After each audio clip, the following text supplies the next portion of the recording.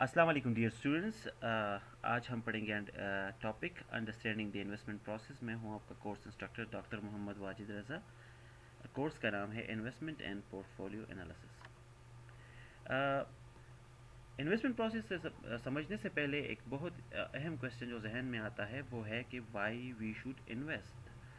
We invest because we want returns, reduce risk, compensate for inflation, safeguard time value of money।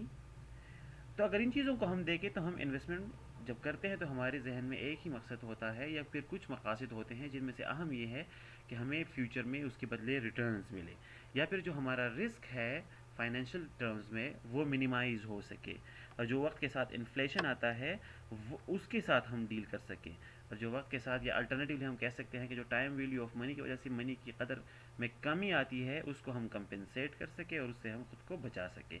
So our investment decision must be able to generate positive returns, and that returns must be equal to compensate time value of money, compensation for risk and opportunity cost। तो हम जो भी investment करते हैं उसमें इतनी अहलियत होनी चाहिए कि जो उसका फ्यूचर रिटर्न हो वो सिर्फ ये नहीं कि बस पॉजिटिव थोड़ा सा रिटर्न हो, बल्कि वो रिटर्न कम से कम इतना होना चाहिए कि जो टाइम वैल्यू ऑफ मनी की वजह से हमारे पैसे की कदर में कमी आई है वो भी उससे पूरी हो सके।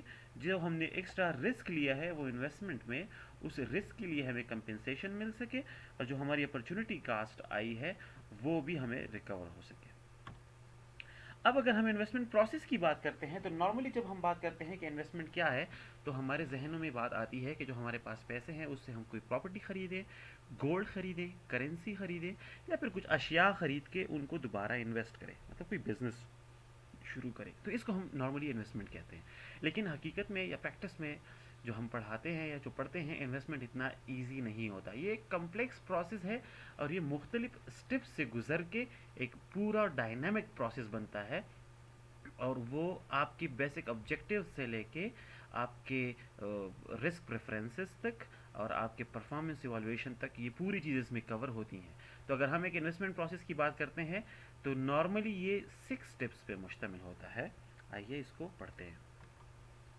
अगर हम इन्वेस्टमेंट प्रोसेस की बात करें तो ये इन 6 स्टेप्स पे मुश्तमिल है। ज़रूरी नहीं कि आप भी इनको इन 6 स्टेप्स में लिखें, आप इनको अगर आपकी समझ बूझ में इनमें से कोई स्टेप्स आप और भी डालना चाहते हैं तो वो आप डाल सकते हैं। लेकिन अगर हम जनरल टर्म्स में बात करें तो नॉर्मली ये 6 स्टेप्स तकरीबन एक इन्वेस्टमेंट प्रोसेस को कवर कर लेते हैं, जिसमें सबसे पहले आता है understanding the objective of investment. जो दूसरा स्टेप है दैट इज एसेट एलोकेशन, या फिर अगर इसको हम सिलेक्शन भी कह सकते हैं। तीसरा है पोर्टफोलियो स्ट्रेटजी सिलेक्शन, और फिर परफॉर्मेंस इवैल्यूएशन है, और आखिर में फॉलो अप है। आइए अब इस सारे स्टेप्स को एक एक करके समझते हैं। जो सबसे पहला स्टेप है that is understanding the objective of investment.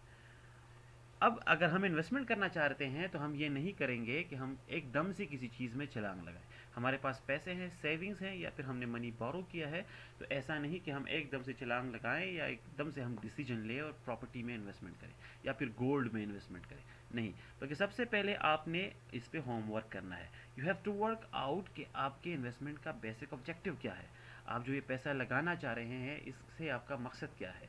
आप सिर्फ जो टाइम वैल्यू ऑफ मनी है उसको कंपेंसेट करना चाह रहे हैं, या आप इतना पैसा जनरेट करना चाह रहे हैं कि आप उसका time value of money, opportunity cost, risk पे जो कंपेंसेशन है वो भी पूरे हो सकें, प्लस आप दूसरे अगर लोगों को जॉब देना चाह रहे हैं तो उनकी सैलरीज भी हो सके और सबसे आखिर में आपको प्रॉफिट भी मिले। या फिर बेसिक ऑब्जेक्टिव से ये भी मुराद है कि आपका मकसद क्या है। आपने ये इन्वेस्टमेंट शॉर्ट टर्म के लिए करनी है, लॉन्ग टर्म के लिए करनी है, ये बातें ज़रूरी होती हैं। जब तक ये आप क्लियर नहीं करेंगे आगे जाके आपका इन्वेस्टमेंट प्रोसेस उस तरीके से नहीं चलेगा। ये चीज़ें जब हम क्लियर करते हैं तो आगे उसी हिसाब से फिर हम एसेट्स चूज़ करते हैं, उसमें इन्वेस्टमेंट करते हैं। फॉर एग्जांपल, अगर मेरा मकसद है, मेरे पास जो पैसे हैं वो मेरे पास सिर्फ 1 साल के लिए अवेलेबल है, 1 साल बाद वो पैसे मैं दोबारा या तो जिससे मैंने उधार लिया है उसको दूंगा, या जिस बंदे ने मुझे दिए हैं उसने मुझे सिर्फ 1 साल का टाइम दिया है कि एक साल में आप इसको यूज़ कर सकते हो, इसके बाद आपने मुझे वापस करने। तो अब अगर मैं इन्वेस्टमेंट करना चाहूँ और इससे मैं कोई ऐसा एसेट खरीदूँ या फिर कोई एक ऐसा कारोबार खोलूँ जो 1 साल के अंदर अंदर मेच्योर नहीं होगा, तो ये एक गलत फैसला होगा। बल्कि अब मुझे पता है कि मेरा इन्वेस्टमेंट हॉरिजन सिर्फ 1 साल है, तो इसमें से फिर जो मैंने इन्वेस्टमेंट करनी है वो मैंने एक ऐसी चीज़ों में करनी है जो 1 साल से कम के अरसे में मिच्योर हो सकें और वो हमें रिटर्न दे सके। फॉर एग्जांपल ऐसे केसेस में हम ट्रेजरी बिल्स की तरफ जा सकते हैं, क्योंकि वो 3 महीने में वो तकरीबन मिच्योर हो जाते हैं और आपको आपका रिटर्न मिल जाता है।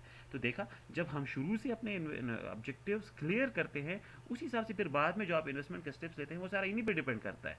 अब अगर यहाँ से ऑब्जेक्टिव ना हो और आप एकदम जाके उधर गवर्नमेंट बॉन्ड्स खरीदें जिनकी मेच्योरिटी सपोज 10 या 20 साल हो, तो वो एक अच्छा ऑप्शन है, उस पर अच्छा रिटर्न मिलता है। बट द प्रॉब्लम इज़ कि आपके पास 10 साल का टाइम है ही नहीं, आपने 1 साल के बाद अपने पैसे वापस करने हैं।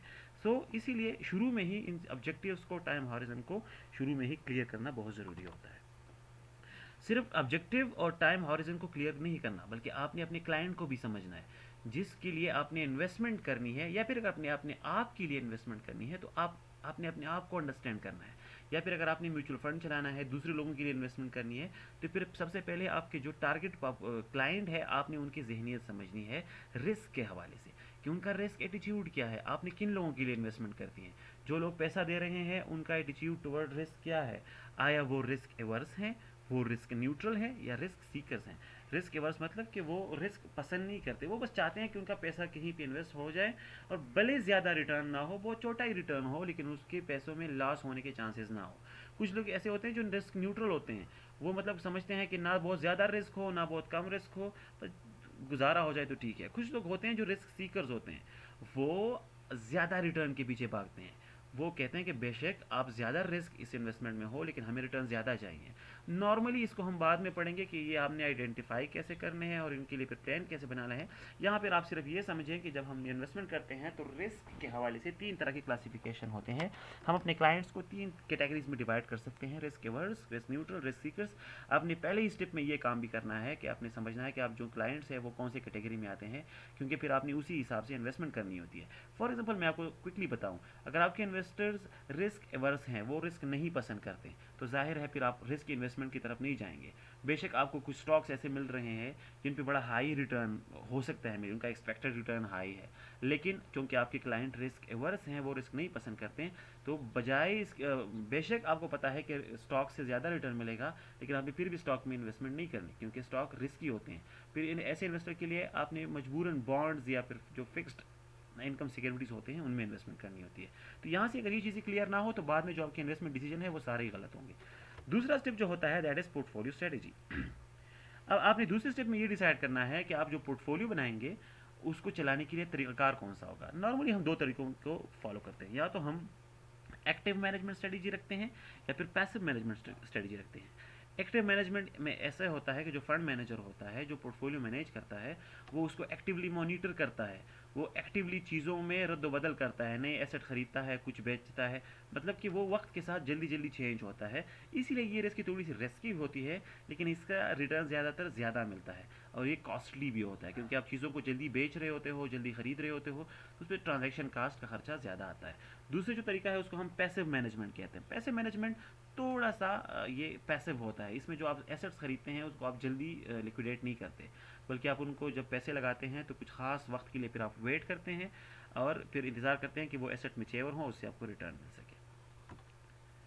तीसरा जो स्टेप है दैट इज सिलेक्शन। अब सिलेक्शन में आपने क्या करना है, अभी आपने अब अपने क्लाइंट को भी अंडरस्टैंड कर लिया, ऑब्जेक्टिव्स भी आपके हो गए, आपने ये भी डिसाइड कर दिया कि जो हम पोर्टफोलियो बनाएंगे वो एक्टिव मैनेजमेंट के जरिए चलेगा या पैसिव मैनेजमेंट के जरिए चलेगा। तीसरा जो अहम स्टेप है वो ये है कि अभी आपके पास जो पैसे हैं, जो आपके पास फंड्स हैं, वो आपने लगाने हैं, वो अभी अपने प्रैक्टिकल इन्वेस्ट करने हैं। तो अब वो पैसे कहाँ इन्वेस्ट करें। मार्केट में बहुत कैटेगरीज हैं इन्वेस्टमेंट करने के लिए। आपके पास गोल्ड है, रियल इस्टेट है, आपके पास करेंसी है, आपके पास डिफरेंट बिजनेस ऑप्शंस हैं, आपके पास फाइनेंशियल सिक्योरिटीज़ हैं। फाइनेंशियल सिक्योरिटीज़ की अगर हम बात करें तो उसके अंदर फिर बहुत से ऑप्शंस आते हैं। आप शेयर्स खरीद सकते हैं, आप बॉन्ड्स ले सकते हैं, आप म्यूचुअल फंड्स ले सकते हैं, ट्रस्ट फंड ले सकते हैं, पेंशन फंड्स ले सकते हैं, फ्यूचर मार्केट्स है, ऑप्शंस है, फॉरवर्ड्स है, स्वैप्स है। रियल इस्टेट की अगर हम बात करें तो वो फिर एक अलग दुनिया खुल जाती है। उसमें आप घर, छोटे छोटे प्लाट बना सकते हैं घरों के लिए, एक हाउसिंग सोसाइटी बना सकते हैं, इंडस्ट्रियल के लिए बिल्डिंग बना सकते हैं, कंस्ट्रक्शन, रोड्स वगैरह, मतलब ये पूरी दुनिया है, ये सारे आपके पोर्टफोलियो में इन्वेस्टमेंट इनकी हो सकती है। तो अब एक पेचीदा स्टेप है सिलेक्शन कि आपने अगर इन्वेस्टमेंट करनी है तो आपने कहाँ पे करनी है, कौन से एसेट्स में आपने अपने पैसे लगाने हैं। तो ये डिसीजन नॉर्मली दो चीज़ों का हम मद्देनजर रखते हैं, ऑब्वियसली कि उसका रिटर्न कितना होगा, उससे रिस्क कितना आएगा, और ये डिसाइड करेगा कि जो आपने शुरू में अपने इन्वेस्टर को अंडरस्टैंड किया है उसको देख के आपने ये करने हैं कि वो रिस्क एवर्स है, रिस्क न्यूट्रल है, रिस्क लवर्स हैं, और वो शॉर्ट टर्म इन्वेस्टमेंट करना चाह रहे हैं, लॉन्ग टर्म इन्वेस्टमेंट करना चाह रहे हैं। तो अगर ये चीज़ें क्लियर हों तो आगे जाके आप फिर आसानी होती है इन एसेट्स को सेलेक्ट करने में। इंशाल्लाह हम डिटेल से आगे पढ़ेंगे, लेकिन यहाँ पे भी आपको थोड़ा बहुत अंदाज़ा हो गया होगा कि अगर आपके इन्वेस्टर रिस्क एवर्स है, वो रिस्क नहीं चाहते हैं, तो फिर आप इनमें से ज़्यादातर ऑप्शन में इन्वेस्टमेंट कर ही नहीं सकते हैं। फिर आप क्या करेंगे, या तो कोई रियल एसेट पे जाएंगे, या फिर बॉन्ड्स जो फिक्स्ड इनकम सिक्योरिटीज़ होती हैं उनकी तरफ आप जाएंगे, और जो रिस्क की सिक्योरिटीज़ होंगे वो आप सेलेक्ट नहीं करेंगे। जो अगला स्टेप है दैट इज वेटिंग एसेट्स, या फिर हम इसको वेटिंग स्टेप, या फिर इसको हम एसेट एलोकेशन भी कहते हैं। जब सिलेक्शन हो जाती है, आप कुछ खास एसेट सेलेक्ट कर लेते हैं कि जनाब हमारे पास जितने भी पैसे हैं उनमें से हमने सिर्फ और सिर्फ फॉर एग्जांपल बॉन्ड्स और शेयर्स लेने हैं, और हमने कुछ नहीं लेना। हमारी जो पोर्टफोलियो होगी उसमें सिर्फ बॉन्ड्स होंगे और शेयर्स होंगे। फिर जो दूसरा अहम स्टेप आता है उसको हम वेटिंग कहते हैं, एसेट एलोकेशन। अभी इसमें स्टेप में क्या होता है, इसमें हम फिर ये डिसाइड करते हैं कि अगर हमारे पास जितने पैसे हैं, लेट अस सपोज हमारे पास वो 1 लाख रुपया है, तो उस 1 लाख रुपया में हमने बॉन्ड्स में कितने पैसे लगाने हैं, शेयर्स में कितने लगाए हैं, आया दोनों में 50-50 हज़ार लगाने हैं, आया एक में 70 हज़ार, दूसरे में 30 हज़ार, आया एक में 35 हज़ार, दूसरे में 65 हज़ार। तो ये जो हम उसको पैसे लगाते हैं, उसका जो प्रोपोर्शन हम कैलकुलेट करते हैं, this is called waiting decision. तो जब भी हम पोर्टफोलियो की बात करते हैं या इन्वेस्टमेंट की बात करते हैं, तो नॉर्मली हम दो ही स्टेप्स की बात करते हैं, सिलेक्शन और वेटिंग। सिलेक्शन ये है कि आपने कौन से एसेट में पैसे लगाने हैं, वेटिंग कितने लगाने हैं। तो ये जितना सिलेक्शन इंपॉर्टेंट है उतना ही वेटिंग इंपॉर्टेंट है, और ये आगे जाके हम पढ़ेंगे कि अगर आपकी सिलेक्शन बहुत अच्छी भी हो, लेकिन अगर आपने वेटिंग सही नहीं किया हो तो उससे आपकी जो ओवरऑल पोर्टफोलियो की परफॉर्मेंस है वो इफेक्ट हो सकती है। जो पांचवा स्टेप है उसको हम कहते हैं परफॉर्मेंस इवैल्यूएशन। अब आपने सिलेक्शन भी कर ली, उसमें वेट्स भी डाल दिए, फिर आप थोड़ा अर्सा उसको होल्ड करोगे, फिर आपने इसकी परफॉर्मेंस इवैल्यूएशन करनी है। फिर आपने देखना है कि जो आपने इन्वेस्टमेंट किया है, जो आपने पैसे लगाए हैं, उसका रिटर्न कितना आया है। ये बहुत ज़रूरी है, क्योंकि जब तक आप अपनी परफॉर्मेंस चेक नहीं करेंगे तब तक आपको पता नहीं चलेगा कि जो आपकी इन्वेस्टमेंट थी वो ठीक थी या गलत थी। जब हम इन्वेस्टमेंट करते हैं उस वक्त हम अपने जहन में एक्सपेक्टेड रिटर्न रखते हैं कि ये पोर्टफोलियो इतना रिटर्न जनरेट करेगा। एक होता है एक्सपेक्टेड रिटर्न, एक होता है रियलाइज्ड रिटर्न। एक्सपेक्टेड रिटर्न वो होता है जब आप इन्वेस्टमेंट के टाइम में उम्मीद रखते हो कि हमें फ्यूचर में इतना मिलेगा, जो कि ज़रूरी नहीं कि उतना मिले, वो सिर्फ हमारा एक एस्टिमेट होता है। दूसरा वो रिटर्न होता है जिसको हम रियलाइज्ड रिटर्न कहते हैं। रियलाइज्ड रिटर्न कौन सा है, ये जब वक्त गुजर जाता है और फिर वक्त के बाद आप अपने वो इन्वेस्टमेंट को देखते हो कि हकीकत में उसने कितने पैसे कमाए हैं, तो ये आपका रियलाइज्ड रिटर्न होता है। तो परफॉर्मेंस इवैल्यूएशन में आपने क्या करना है, आपने अपने पोर्टफोलियो की परफॉर्मेंस को चेक करना है, आपने जो एक्सपेक्टेड रिटर्न्स थे वो देखने के कितने आपने सेट किए थे, कितने होने चाहिए थे, अभी जो रियलाइज्ड रिटर्न आए हैं हकीकत में, इन दोनों को देखना है कि इनमें फ़र्क कितना है। तो उस फ़र्क को आपने जानना है, और फिर उसके बाद आपने उसके लिए स्टेप्स लेने हैं कि अगर ये फ़र्क ज़्यादा आया है तो ये क्यों आया है, क्यों मसला होगा। लेकिन ये अगला स्टेप है। परफॉर्मेंस इवैल्यूएशन के लिए यूजुअली हम वो टेक्निक्स यूज़ करते हैं, ये मैं आपको पढ़ाऊंगा इस कोर्स में। परफॉर्मेंस इवैल्यूएशन के लिए जैसे कि आप एक पोर्टफोलियो है तो उसका हम एनुअलाइज रिटर्न कैलकुलेट कर सकते हैं, उसके हम रिस्क कैलकुलेट कर सकते हैं, उसके हम डाउन साइड रिस्क कैलकुलेट कर सकते हैं। तो इन मेयर से हमें पता चल जाएगा कि जो हमने एक्सपेक्टेड जो एक्सपेक्टेड था वो कितना था और अभी रियलाइज कितना आया है। तो अगर इसमें फ़र्क हो तो फिर आपने स्टेप्स लेने हैं, इसको ठीक करना है। जो और ये सारा हम करते हैं आखिरी स्टेप में, जिसको हम कहते हैं फॉलो। फॉलो अपने आपने यही करना है कि रियलाइज रिटर्न और एक्सपेक्टेड रिटर्न दोनों को देखना है। अगर इसमें फ़र्क है तो फिर आपने उसकी वजह ढूंढनी है कि क्यों इतना फ़र्क आया है, उस वजह को ढूंढनी है, और फिर उसको ठीक करने के लिए आपने स्टेप्स लेने हैं। ये हमने थोड़ा इसको आज पढ़ा कि जब हम इन्वेस्टमेंट प्रोसेस करते हैं तो ये कितने मुख्तलिफ मराहिल से हम गुजरते हैं। आज के लिए इतना ही काफ़ी है, इंशाल्लाह इसको डिटेल में आगे पढ़ेंगे। Thank you so much. अगर आपको कुछ क्वेश्चन है आप इस ईमेल एड्रेस पे मुझसे रब्ता कर सकते हैं, अदरवाइज़ यूट्यूब चैनल पे जाके आप वीडियो पे कमेंट भी करेंगे, तो इंशाल्लाह मैं अपनी पूरी कोशिश करूँगा कि आपको आपके सवालों के जवाब